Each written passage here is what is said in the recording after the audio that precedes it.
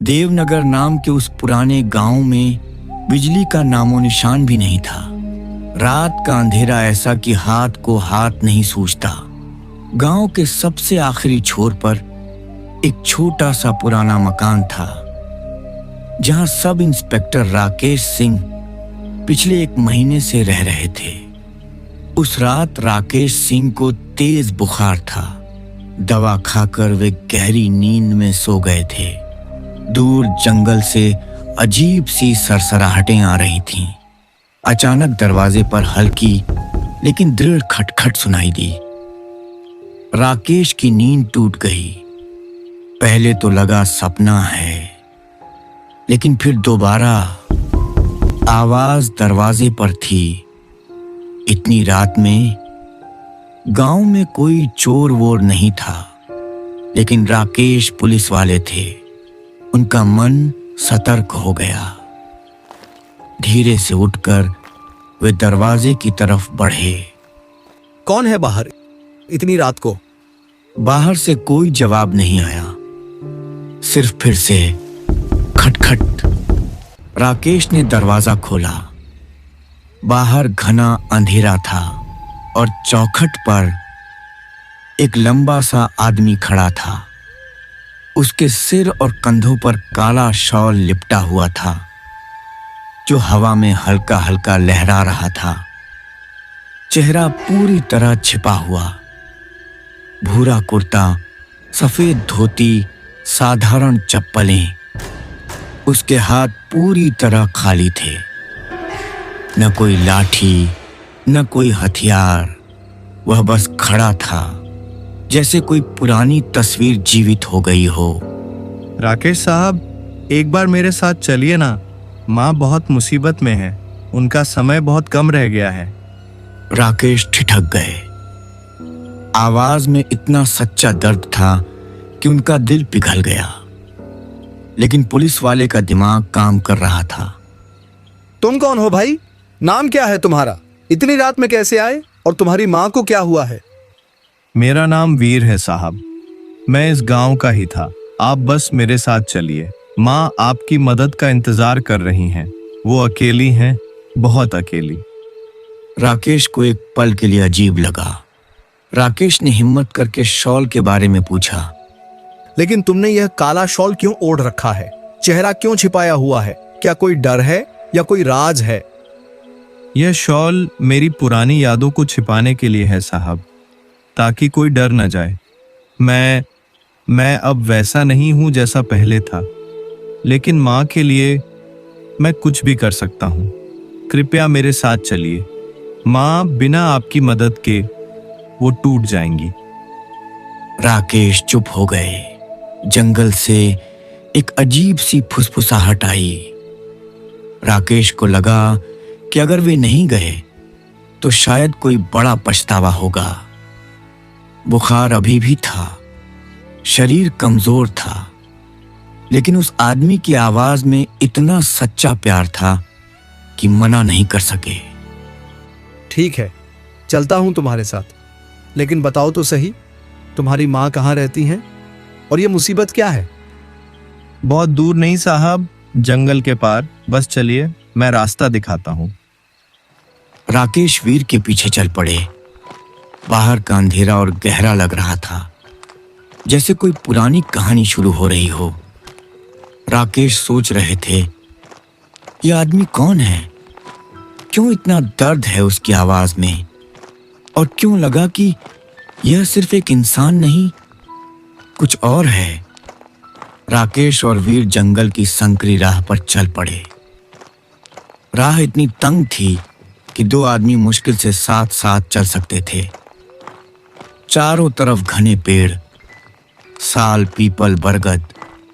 उनकी डालियां ऊपर से झुकी हुई, जैसे कोई हाथ पकड़ना चाह रही हों। हवा ठंडी थी। राकेश सोच रहे थे, यह सब कितना अजीब है।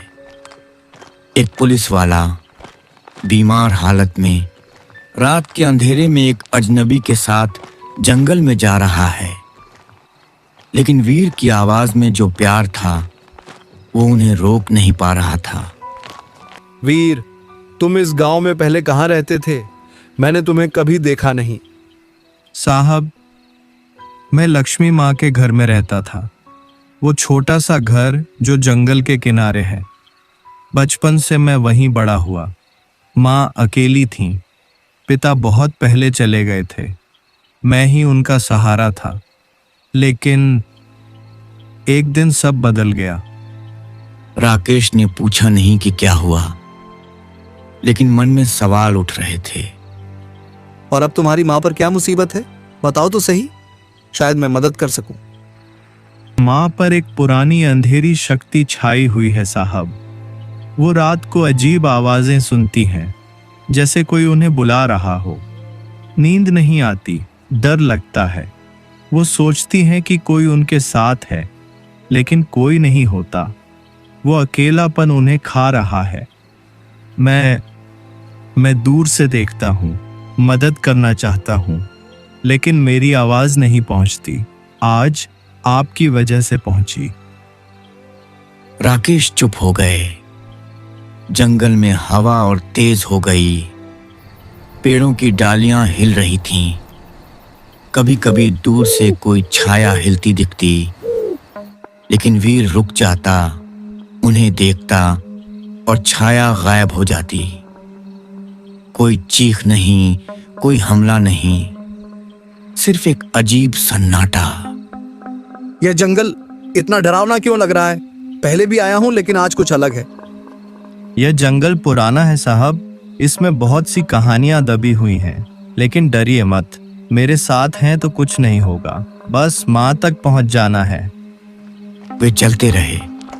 बीच बीच में वीर रुककर राकेश से बात करता, कभी माँ की यादें बताता, कैसे वो बचपन में उसके लिए रोटी बनाती थीं, कैसे वो साथ खेलते थे।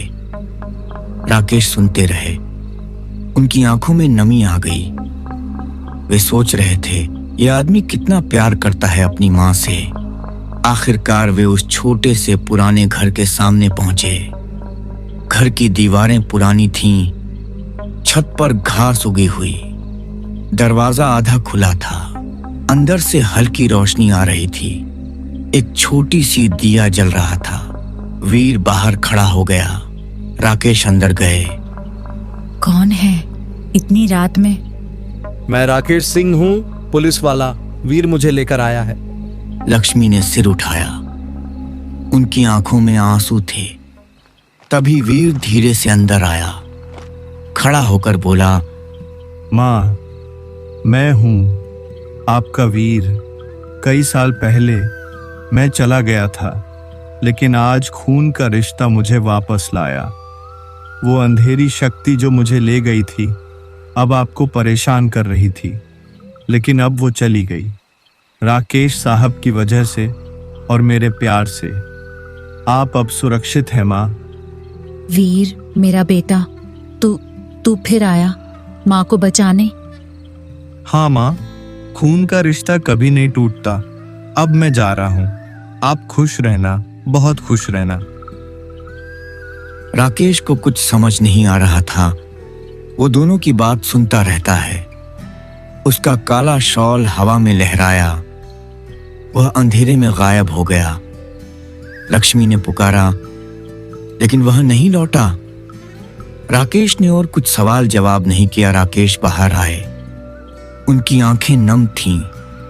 उस रात राकेश समझ गए, कुछ रिश्ते इतने गहरे होते हैं कि मौत भी उन्हें नहीं तोड़ सकती।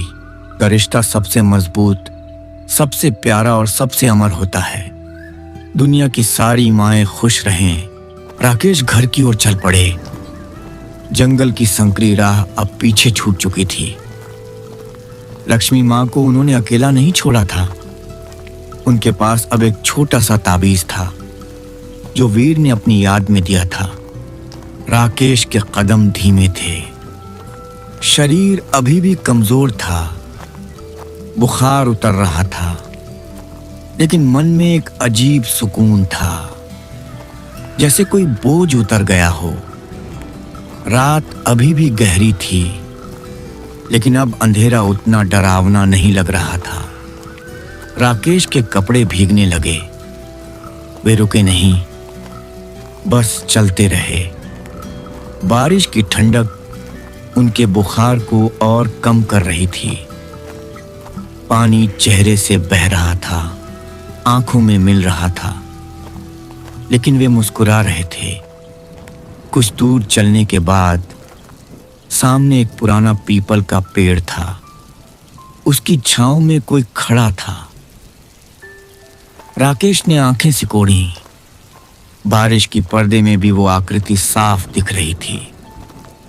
वही लंबा कद, वही काला शॉल जो अब बारिश में भीगा हुआ लहरा रहा था।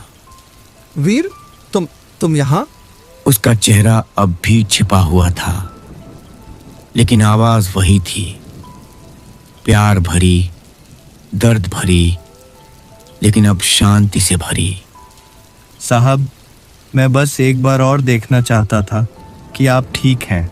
माँ अब अकेली नहीं रहेंगी। आपने जो किया वो मेरे लिए काफी था। राकेश पास आए। बारिश दोनों को भीगा रही थी। राकेश ने हाथ बढ़ाया, लेकिन वीर ने पीछे हटकर रोका। तुम सच में चले गए थे ना? मैंने सोचा था शायद सपना था, लेकिन अब तुम फिर क्यों?